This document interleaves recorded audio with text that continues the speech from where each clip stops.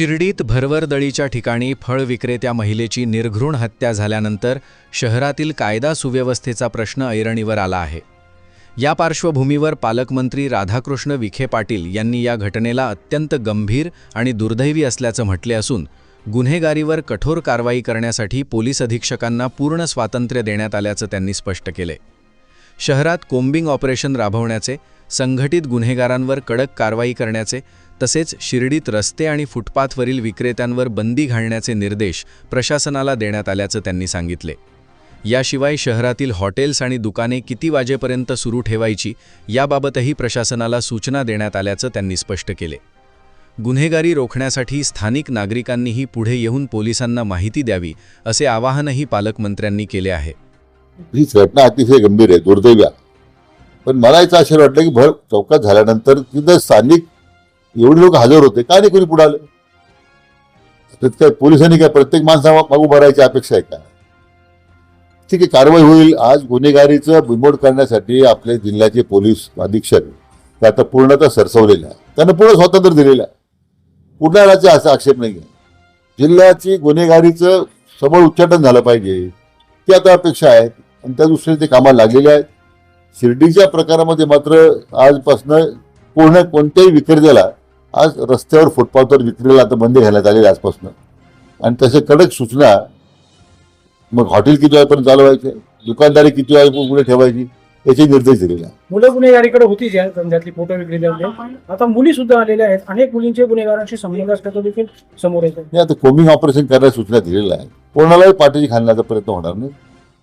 जी काही अंमली पदार्थाविरोधात मोहीम असेल किंवा अशा गुन्हेगारी संदर्भात संघटित गुन्हेगारीचा मुद्दा असेल याच्यावर कडक कारवाई झाली पाहिजे, तसे निर्देश आता दिलेले आहेत। सर, शिर्डीमध्ये हे जे गुन्हेगार आहे त्यांनी बाहेर निवडीच्या जागा घेतलेल्या आहेत आणि ते रहिवासी झालेले, स्थानिकांनीच त्यांना जागा घेतलेल्या आहेत। माझं म्हणणं तेच आहे ना की शेवटी हे गुन्हेगारी का वाढली? आपल्याच लोकांनी, स्थानिक लोकांनीच, तर गुन्हेगारी म्हणून नसेल परंतु गावा शिर्डीत लोक येतात, जागा मागतात, माणुसकीच्या दृष्टीने दिली असेल जागा, परंतु ते गुन्हेगारीकडे वळलेले आहे ते सुद्धा त्या स्थानिक लोकांना माहितीच होतं ना। मला वाटतं अजूनही माझी अपेक्षा की स्थानिक लोकांनी याच्यामध्ये पुढाकार, अनेक वेळा म्हटलं की स्थानिक लोकांनी पुढे आलं पाहिजे, माहिती दिली पाहिजे त्या लॉजेसमध्ये काय चालतंय, अल्पवयीन मुलींचा वापर होतो का, मागे आपण काही कारवाई केल्यामुळे थांबले जातात। पण की हा जनतेचा सुद्धा जनतेने सुद्धा याच्यामध्ये प्रशासनाला सहकार्य करावं अशी मला त्यांना नेहमीच मी विनंती केलेली आहे। पोलीस प्रशासनासोबत तुमची बैठक झालेली आहे, काय त्यांना निर्देश दिलेले आहेत आणि काय कारवाई करायची नाही म्हणून कायदेशीर जी काही कायदेशीर कारवाई करायची ते करतील। गुन्हेगारीचा बिमोड झाला पाहिजे, अंमली पदार्थाचं समोच्चाटन झालं पाहिजे, संघटित गुन्हेगारी जर एकत्रपणे या पद्धतीने काही, किंवा आता परवा ज्या कारवाई झाल्या अनेक ठिकाणी जवळजवळ 7-8 जिल्ह्यामध्ये काही 7-8 ठिकाणी गावठी कट्टे सापडले। आता कट्टे तर सरास या जे नेवासा कनेक्शन होतं मागचं वाळूचं, श्रीरामपूर कनेक्शन आहे, ते आता शिर्डीपर्यंत लोन आलं। ते तर खरं म्हणजे आता गुन्हेगारीचा पार्टनर तर गुन्हेगारीचा अड्डा होत चाललेला आहे। हे आपल्या जिल्ह्यात मोठं दुर्दैव आहे।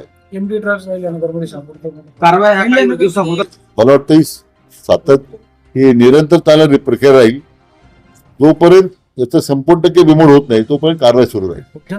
ही घटना भरवरदळीच्या ठिकाणी घडली, मात्र साई मंदिराच्या 4 नंबर प्रवेशद्वार परिसरामध्ये एका बाजूला नगर परिषदेचा बगीचा आहे, दुसरीकडे साई तीर्थ मदत केंद्र आहे, तर 4 नंबर प्रवेशद्वारावर साई संस्थांची सुरक्षा यंत्रणा तैनात आहे। मात्र एवढी प्रशासकीय यंत्रणा तैनात असतानाही ही घटना घडल्यावर त्या ठिकाणची पोलीस आणि साई संस्थांची सुरक्षा यंत्रणा काय करत होती असा प्रश्न उपस्थित होतो आहे।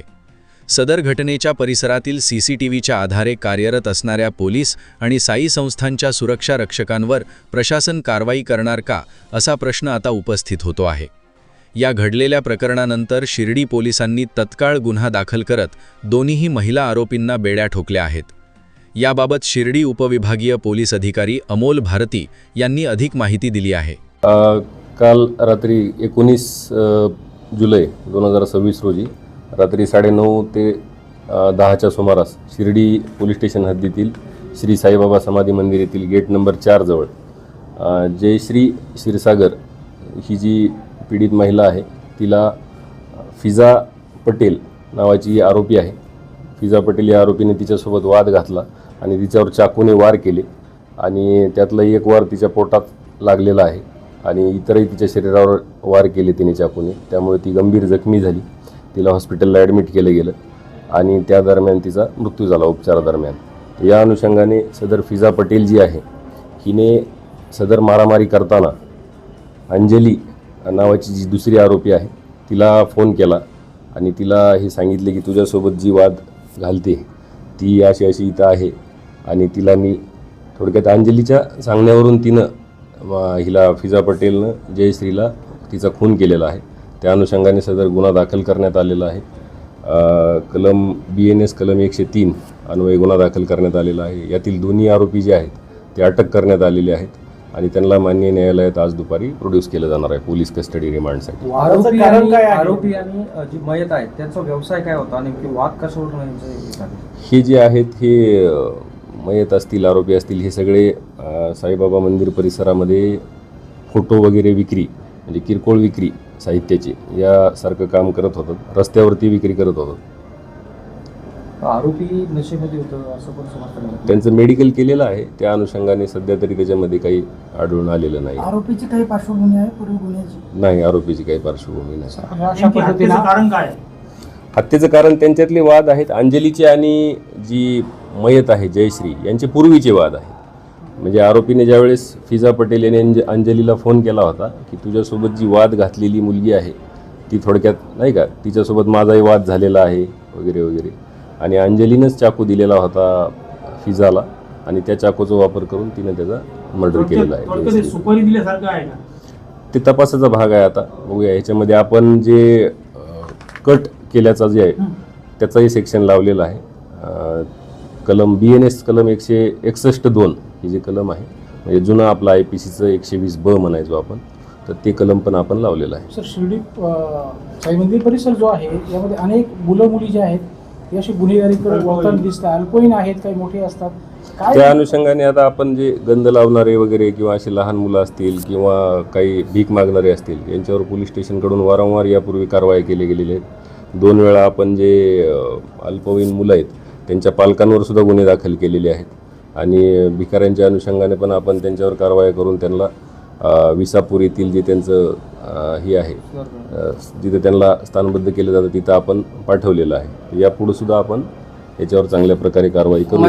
एका महिलेने वार केले, त्या महिलेचा त्या दरम्यान मृत्यू झाला आणि या महिला जर असा वार करत असतील शहरातले त्या दरम्यान आता बरेच लोक तिथं बघणारे होते.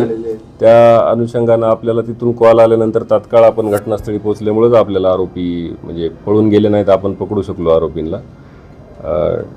आणि त्यांना आज दुपारी पोलीस कस्टडी रिमांडसाठी हजर केलं जाणार आहे. प्रतिनिधी प्रदीप पाटील, S न्यूज मराठी, शिर्डी.